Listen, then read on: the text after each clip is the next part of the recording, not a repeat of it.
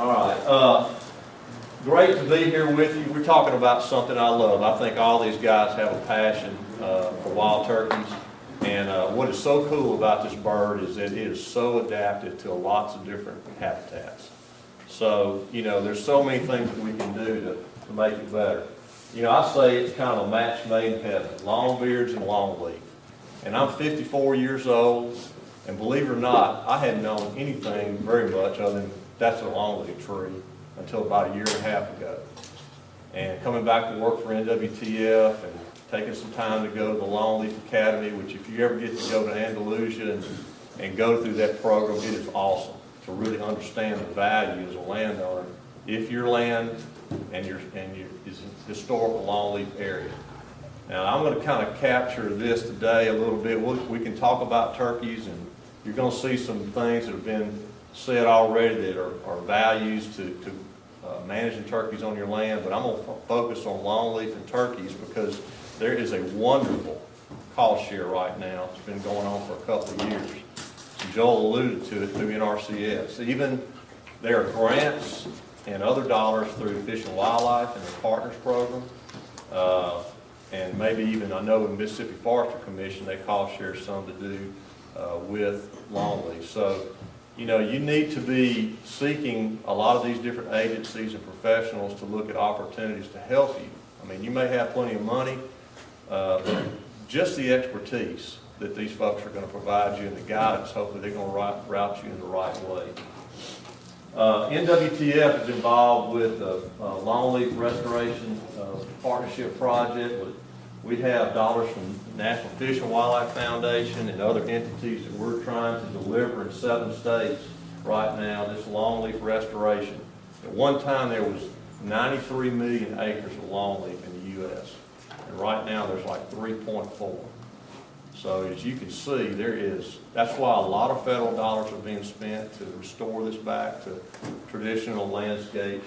And what's cool about it is you've got to get in the mindset, this is not a 25-year rotation. It's a longer commitment, but it's going to be better for wildlife. It's incredible, the species diversity that you find on this property that you're managing. This is kind of the historical range. I was talking to Ted, and he said he knew me 20 years ago, and I said, man, I'm getting old here. And, you know, we start talking about historical range, this is kind of what we've been given as a map. Does that mean that longleaf couldn't grow in some of these other areas? Probably not. But if you're looking at funding for your land, if you fall into this area, probably worth, you know, checking into with your local county NRCS office. And longleaf is going to benefit, as you've heard today, lots of species, quail, non-game species, and so on. We've been involved for several years right now at some restoration projects across the southeast, and we're continuing to hire biologists to work with landowners. And one of the programs that I want to kind of suggest to you guys today that we're going to offer, and I want this to complement people like Joel and the private lands biologists. We're not in competition. We're working together to kind of tell this story. And we're going to have a chance in the next couple of months to provide 50 management plans for you as landowners for free. Come to your property, spend a day with you, write a plan that's NRCS compatible, and hopefully encourage you to go in and sign up for longleaf restoration on your land. Free. So that's one-on-one. Doesn't take the place, you know, I hope that as we do this, and Joel, we're kind of just easing into this thing, we want to work closely with the department and other people in this so that we're all saying the same message and maybe even go together. NWTF's been involved with the state. We've been involved on both Barber, WMA, and Fred T. Stimson in the last 4 years in doing some restoration. I was fortunate enough to meet these guys the day that this truckload of trees came in. I got to help them unload it. So I had to establish my, you know, validity right off the bat, but hopefully they don't talk too bad about me. But, you know, really kind of a cool thing to see on both public and private land, the efforts being made to restore longleaf. So you've got these species like this, and it's been very interesting to me to see our Mississippi State Chapter President who came to a field day in August this year at Red Creek WMA in Mississippi with 80 other landowners, and all of a sudden said, man, this is cool. I've never known about this.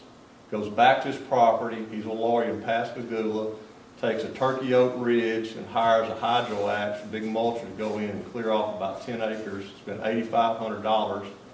But before he did it, we marked every gopher toward his hole. He said, Luke, why are we doing this?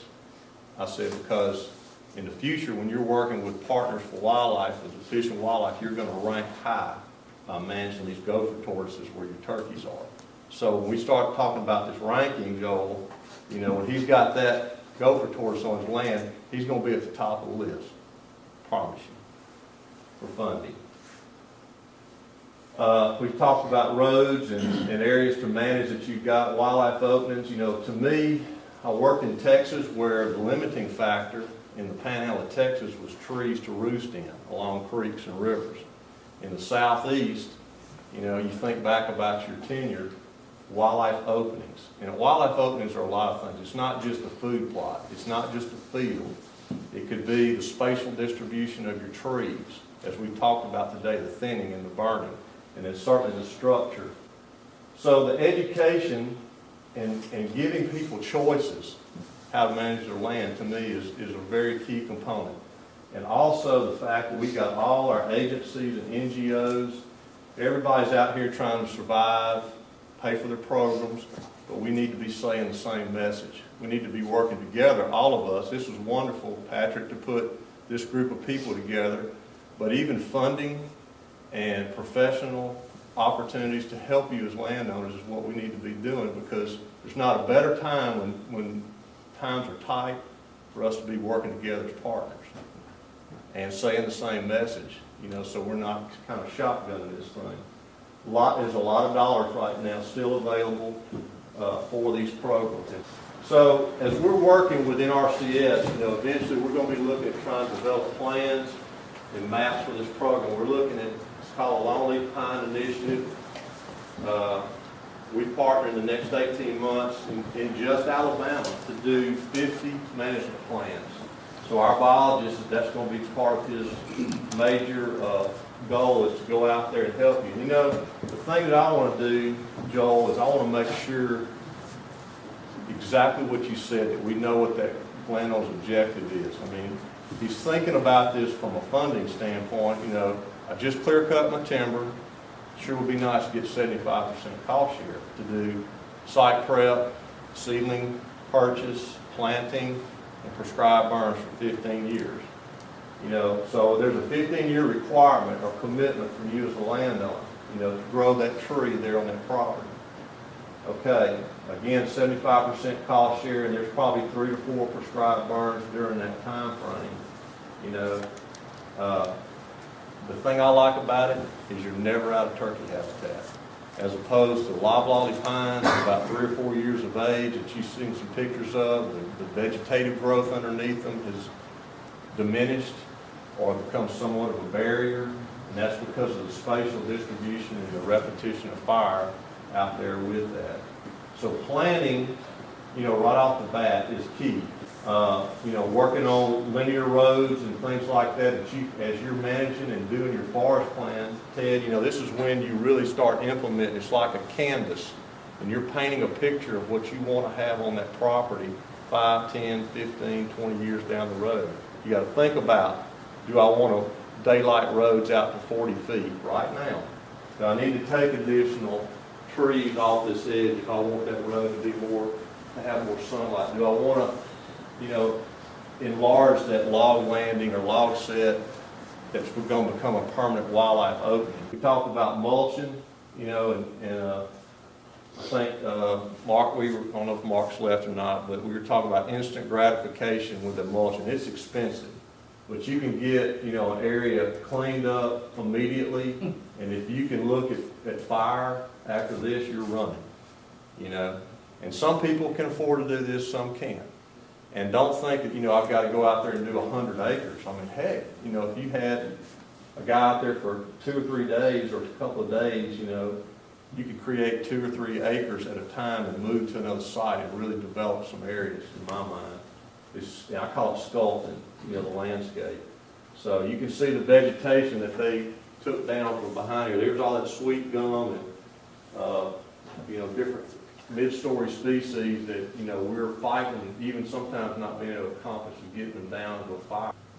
This was back up on Skyline right here, and some of you are probably may or may not be familiar. We've got a prescribed fire council with the state promoting the use of fire, and I think you're going to be seeing some field days and things where we're actually talking to people about how to conduct a burn, becoming certified as private landowners.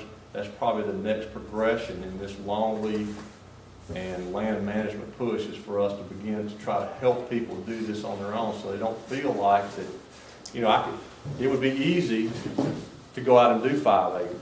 Now, I might not want to do 500 if it's the first time I've done a fire, you know, and I really wouldn't suggest a landowner, if he's never done a prescribed burn, to just strike out and do it on his own.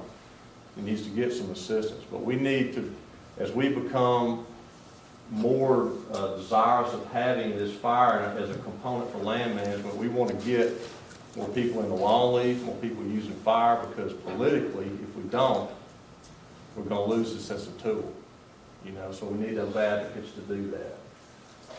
And so these are just, the last thing I'm going to kind of leave you with is you know, some shots of putting a fire through an area. This is a longleaf area here.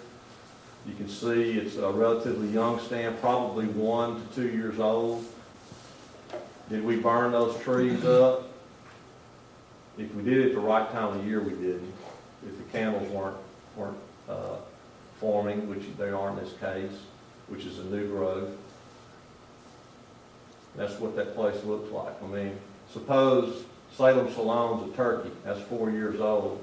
You know, you can get around through this. You can quail hunt through this. A deer can hide in this. It's got plenty of food, you know, in a place like this. And again, that spatial distribution to me is what's just kind of exciting me about what we're doing here. Plus the fact that if a man can wait 4 years, this is the highest quality tree you can sell. I mean, even in a bad time, you're going to make some money. Okay, that's all I've got.